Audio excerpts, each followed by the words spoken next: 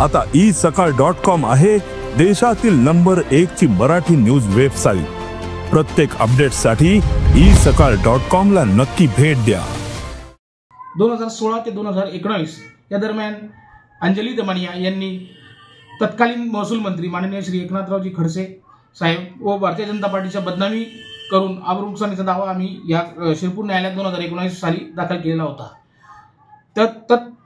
सदर वेळी अंजली दमनिया यांनी माननीय उच्च न्यायालयाचा त्यांना स्टे मिळालेला आहे असे त्यांनी कथन वेळोवेळी इथे शिरपूर न्यायालयात केलेले होते, परंतु गेल्या 6 वर्षात आम्ही त्याचा पाठपुरावा करत आलो, परंतु त्यांनी आतापर्यंत शिरपूर न्यायालयात सबळ पुरावा किंवा स्टे असल्याचे कोणतेही कारण न देता व तसेच त्यांना त्यावेळी तत्कालीन वेळी त्यांना देण्यात आलेल्या वॉरंट चीही त्यांनी पूर्तता न्यायालयात केली नव्हती। या कारणे दिनांक 1 ऑगस्ट रोजी माननीय न्यायालय शिरपूर च्या न्यायमूर्तींनी त्यांना BW वॉरंट इश्यू केलेले आहे।